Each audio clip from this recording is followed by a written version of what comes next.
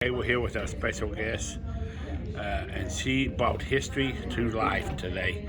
Introduce yourself and tell us about your book series and your characters in it, please. Oh, I'd be glad to. So I'm Jess Montgomery, and I write the historical mystery series, the Kinship books, and they're inspired by Maud Collins, Ohio's true first female sheriff in 1925 in Vinton County.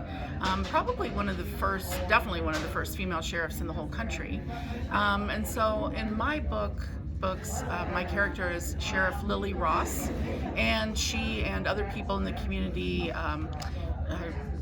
dig into crimes, solve murders, and there's a whole lot of history that gets woven in as well, from coal mining to workers' rights to women's rights, bootlegging, moonshining, what's not to like?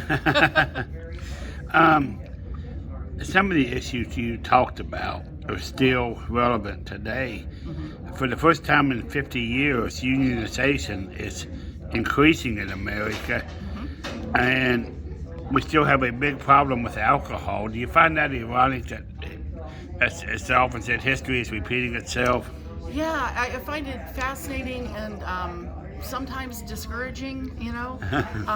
So first about unionization, my father was a tool and die guy, and he was a big believer in unionization.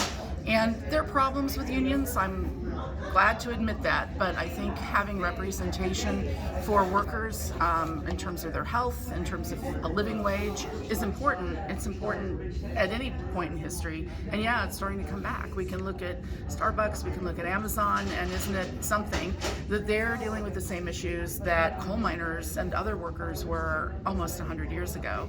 And in terms of alcoholism and alcohol consumption, one of the great things about time, though, is that sometimes progress does happen, and we recognize alcoholism as the disease that it is now, but we also have problems with drug addiction and so forth. So I think it's really important to remain compassionate and look for solutions that help people. And you brought up the women of the KKK. I'd known about that. And that was the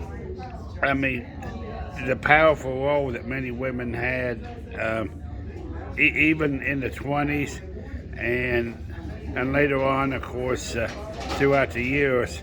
One of the biggest ones being Mrs. Roosevelt, but even before her, there were a lot of important women, and like you said, the women of the KKK really cast a different light on the grandma and sugar cooking baby, the mama that makes cookies and and all of that, right? Yeah. Right. I mean, you know, equality, gender equality means that men and women can both do wonderful things, but it means that some men and some women can also both do horrible things, and the WKKK is a reminder of that white supremacism can exist then and it can exist now, and it's ugly whenever it exists, and so yeah, it was shocking to explore that. It was shocking for my characters to explore that, but I thought it was important to shed a light.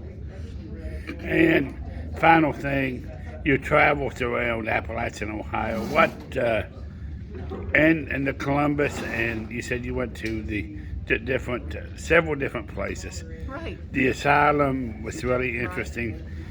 What have you learned from your time in Southeast Ohio? And also, Dayton is obviously a big Appalachian kind of influence. It's a big hotbed for traditional music, Dayton area. It is, yeah. So how's that influenced you? Yeah, so my family of origin is from eastern Kentucky, so Appalachian, and migrated up to Dayton after the Second World War. So I feel a strong connection to Appalachia, and what I've learned in traveling around southeastern Ohio is two things. One is a very deep and interesting and rich history. Like every big sweeping issue that touched our country definitely found a place here as well to influence individual lives. And people are super warm and friendly here, and I like that. Okay, well, it's nice to have you with our librarian. Tell us how people can buy your books and stay in touch with you real quick. Okay, great. Just go to jessmontgomeryauthor.com to stay in touch with me, and you can buy my books at Amazon, Barnes & Noble, or independent bookstores. Okay, thank you.